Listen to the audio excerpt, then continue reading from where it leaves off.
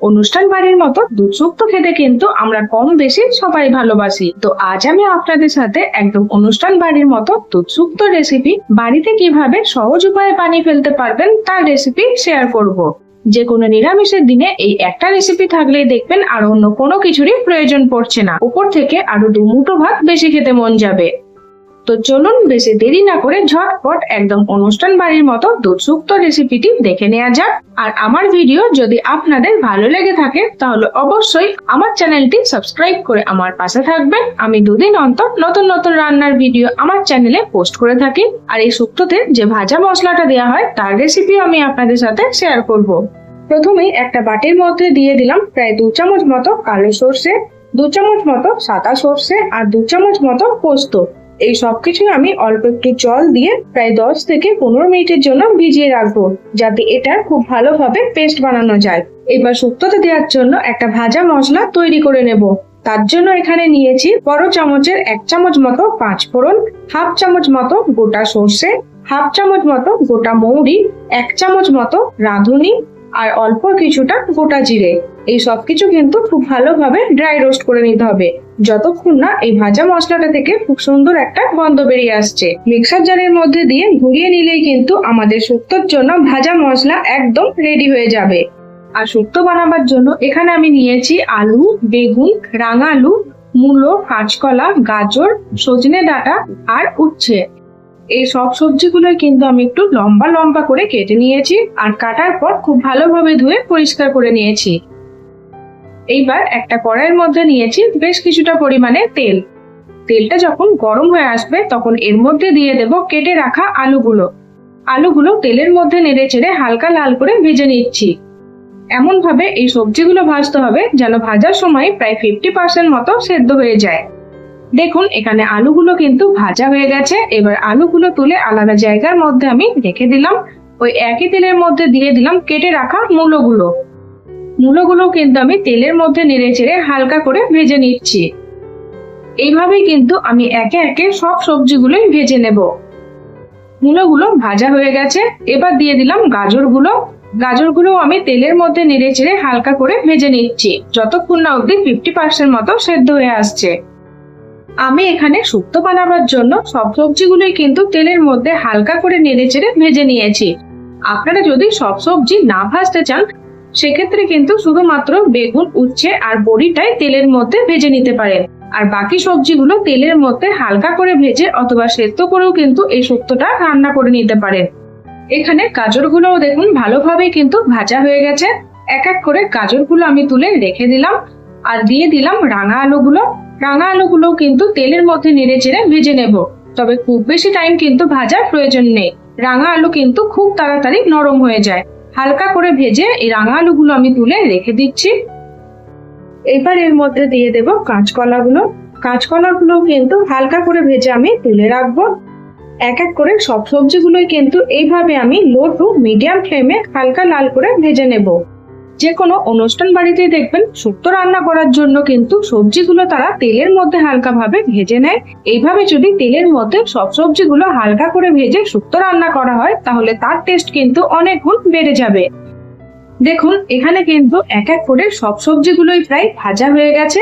এবার বাকি তেলের মধ্যে দিয়ে দিলাম বড়িগুলো তেলের মধ্যে নেড়ে চেড়ে বেশ লাল লাল করে ভেজে নিতে হবে। আর এই বড়িগুলো ভাজার সময় কিন্তু গ্যাসের ফ্লেমটা লো টু মিডিয়ামে রাখবেন। হাই ফ্লেমে যদি বড়িগুলো ভাজা হয় তাহলে কিন্তু খুব তাড়াতাড়ি লাল হয়ে পুড়ে যেতে পারে আর ভেতর থেকে একদমই কাঁচা থাকবে, তখন দেখবেন বড়িগুলো একদমই আর মুচমুচে হচ্ছে না। বড়িগুলো এখানে ভাজা হয়ে গেছে, তুলে রেখে দিলাম। এবার বাকি তেলের মধ্যে আমি দিয়ে দিলাম উচ্ছেগুলো আমি তেলের মধ্যে বেশ লাল লাল করে ভেজে তুলে নেব। উচ্ছেগুলো এইভাবে একটু বেশি লাল লাল করে ভেজে নিলে দেখবেন শুক্তোটার কোনোভাবেই খুব বেশি পরিমাণে তেতো হয়ে যাবে না। এবার বাকি তেলের মধ্যে দিয়ে দেব কেটে রাখা বেগুনগুলোও কিন্তু গ্যাসের ফ্লেমটা লোতে রেখে বেশ উল্টে পাল্টে লাল লাল করে ভেজে নেব। আর বেগুনগুলো যতক্ষণে ভাজা হচ্ছে ততক্ষণে আমরা শুক্তোতে দেওয়ার জন্য মশলার পেস্টটা বানিয়ে নেব। আগে থেকে যে সর্ষে পোস্তটা আমরা ভিজিয়ে রেখেছিলাম সেটা আমি মিক্সার জারের মধ্যে দিয়ে দিলাম। অল্প একটু জল দিয়ে এই মশলাটার কিন্তু খুব ভালোভাবে একটা পেস্ট বানিয়ে নিতে হবে। দেখুন শুক্তো বানাবার জন্য মশলার পেস্ট কিন্তু একদম রেডি হয়ে গেছে। আর এদিকে দেখুন বেগুনগুলো কিন্তু বেশ লাল লাল করে ভাজা হয়ে গেছে। এক এক করে বেগুনগুলো আমি তুলে আলাদা জায়গার মধ্যে রেখে দিচ্ছি। অনেকেই হয়তো শুক্তো তেতো এর জন্য খেতে পছন্দ করেন না, তার জন্য আপনারা উচ্ছেগুলো সবার শেষে ভাজবেন। উচ্ছে ভাজার তেলে যদি বাকি সবজিগুলো ভাজা হয় তাহলে কিন্তু শুক্তোটা একটু বেশি পরিমাণে তেতো হয়ে যেতে পারে। এবার ওই একই কড়াইয়ের মধ্যে আমি দিলাম অল্প একটু পরিমাণে ঘি। যেহেতু সব সবজিগুলোই আমি তেল দিয়ে ভেজেছি, তাই এখানে খুব বেশি পরিমাণে আর তেল ব্যবহার করিনি। তেল ও ঘিটা গরম হয়ে আসলে এর মধ্যে দিয়ে দেব তেজপাতা, শুকনো লঙ্কা আর 5 ফোড়ন। ফোড়নটা একটু 2-4 বার নাড়াচাড়া করে নিয়ে এর মধ্যে দিয়ে দেব আগে থেকে বানিয়ে রাখা সর্ষে পোস্তর পেস্ট আর মশলা ধোয়া কিছুটা পরিমাণে জল আমি এর মধ্যে দিয়ে দিলাম। প্রায় 1 মিনিটের জন্য মশলাটা আমি একটু নেড়ে চেড়ে নিলাম।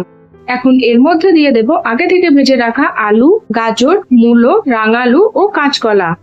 এই মশলাটার সাথে সবজিগুলো কিন্তু খুব ভালোভাবে নেড়ে চেড়ে আমি 2 মিনিটের জন্য রান্না করে নিচ্ছি।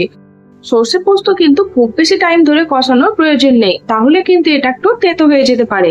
আর সবজিগুলো এখানে যেহেতু ভাজার সময় 50% মতো সেদ্ধ হয়ে গেছে, তাই আমি এখানে খুব হালকা করে কিন্তু নেড়ে চেড়ে নিচ্ছি।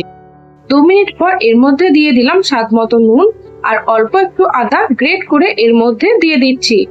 এইভাবে অল্প একটু আদা যদি শুক্তোর মধ্যে গ্রেট করে দিয়ে দেন তাহলে কিন্তু শুক্তোটা খেতে আরো বেশি ভালো লাগবে। আদাটা দিয়েও কিন্তু এই সবজিগুলো মশলার সাথে আমি 2-4 বারের জন্য খুব ভালোভাবে নেড়ে চেড়ে মিশিয়ে নিচ্ছি। মেশানো হয়ে গেলে এর মধ্যে দিয়ে দেব 1 কাপ মতো দুধ আর 1 কাপ মতো জল। আপনারা চাইলে কিন্তু পুরোপুরি দুধ দিয়েও এই শুক্তোটা বানিয়ে নিতে পারেন। আমি এখানে 1 কাপ মতো দুধ আর 1 কাপ মতো জল দুটোই মিশিয়ে ব্যবহার করেছি।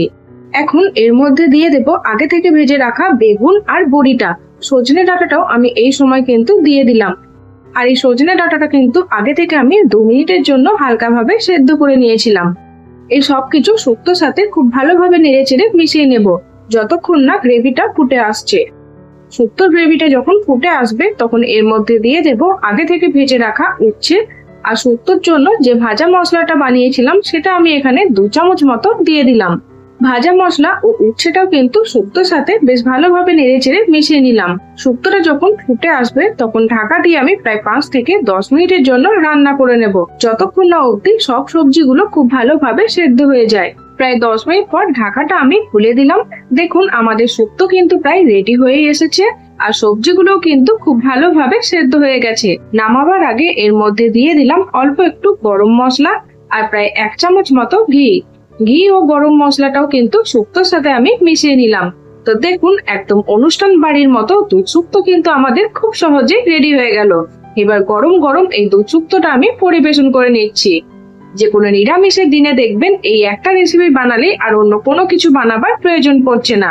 যারা শুক্তো খেতে ভালোবাসেন তাদেরকে কিন্তু আর এই শুক্তো খাওয়ার জন্য কোনো অনুষ্ঠান বাড়ির অপেক্ষা করতে হবে না, বাড়িতেই কিন্তু আপনারা খুব সহজভাবে এটা বানিয়ে নিতে পারবেন। তো আমার এই দারুণ স্বাদের একদম অনুষ্ঠান বাড়ির মতো দুধ শুক্তো রেসিপি আপনাদের কেমন লাগলো কমেন্ট বক্সে জানাতে ভুলবেন না। আর আমার ভিডিও যদি আপনাদের ভালো লেগে থাকে তাহলে অবশ্যই আমার চ্যানেলটি সাবস্ক্রাইব করে আমার পাশে থাকবে।